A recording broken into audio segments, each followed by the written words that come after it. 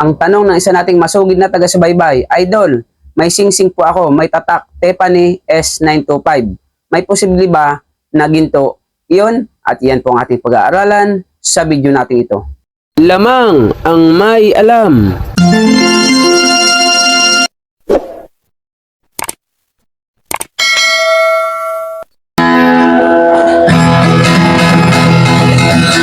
Ginto pilak ang trabaho ko. Pag pilates ng ginto, eksperto ko.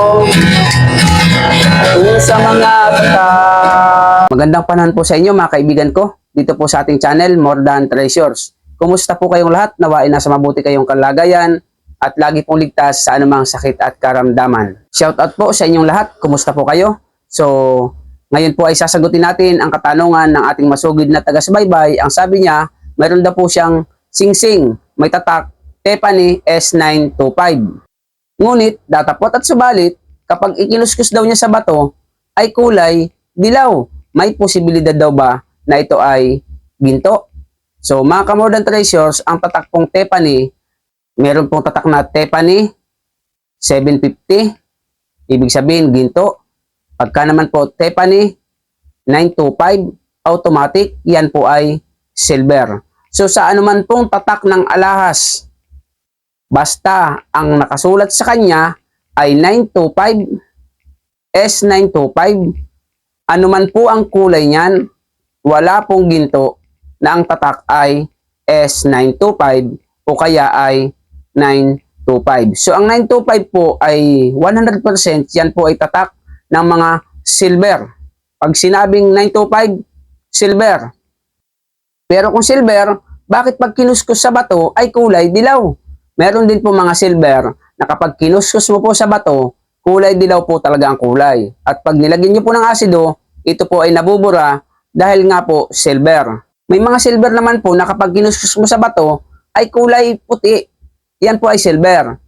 Tapos, para po malaman mo kung tunay pong silver ang iyong singsing o alahas, patakan nyo po ng asido mismo yung singsing.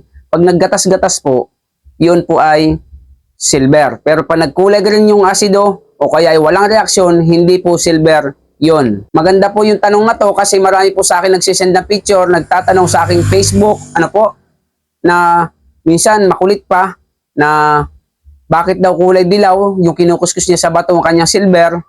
So, pwede daw ba yung maging ginto kasi kulay dilaw kahit na may tatak na silver?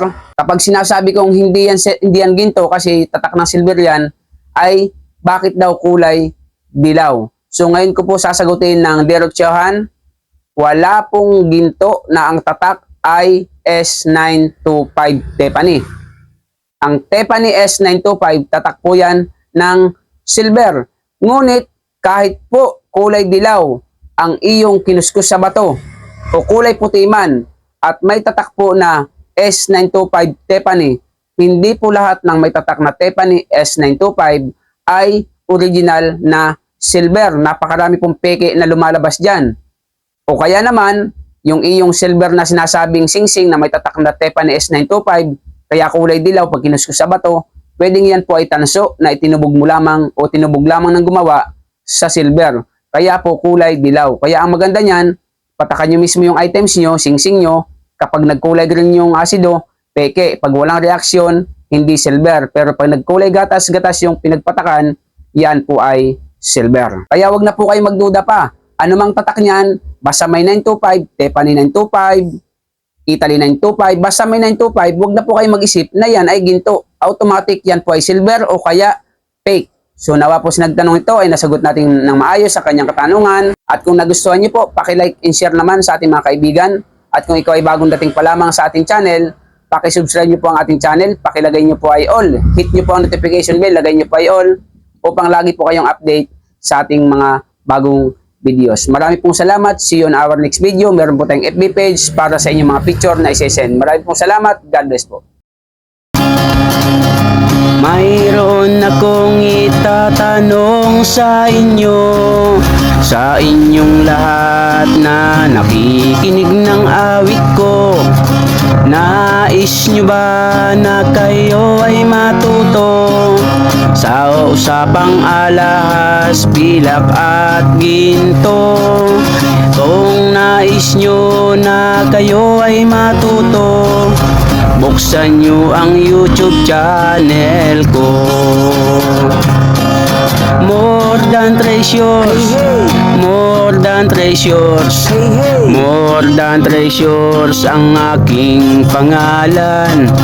More than treasures, more than treasures, more than treasures. Lamang ang may alam. More than treasures, more than treasures, more than treasures ang aking pangalan.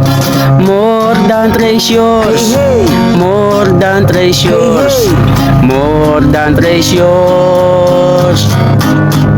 Lamang ang may alam. Lamang ang may alam.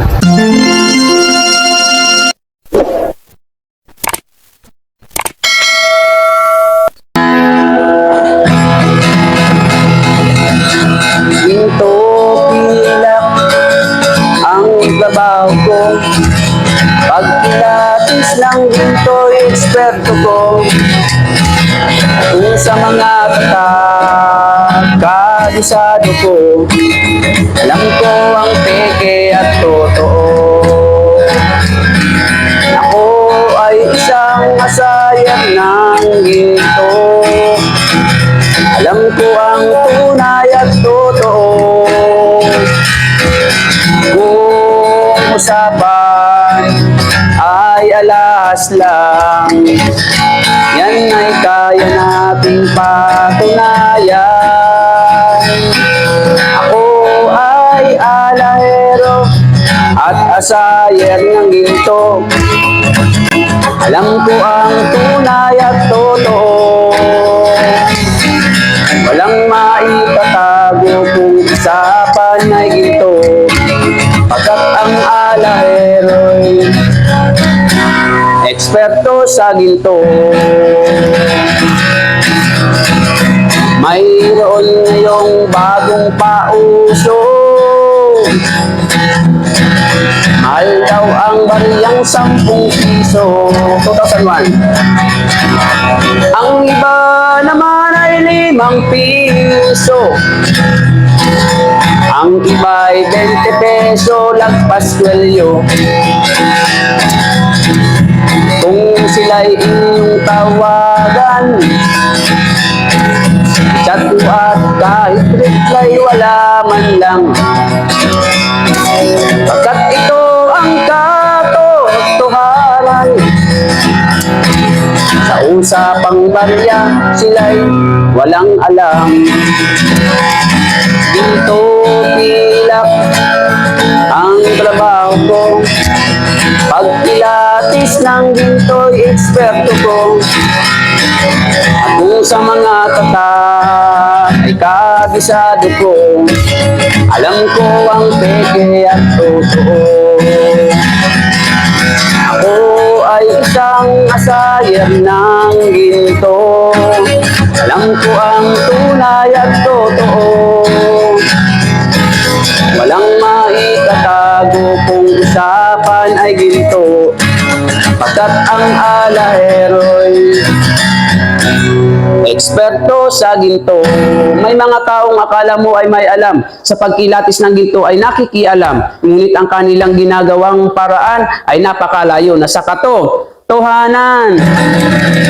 Ginto, pilak ang trabaho ko. Pag pilates ng ginto'y eksperto ko. Kung sa mga ay kabisado ko, alam ko ang peke at totoo.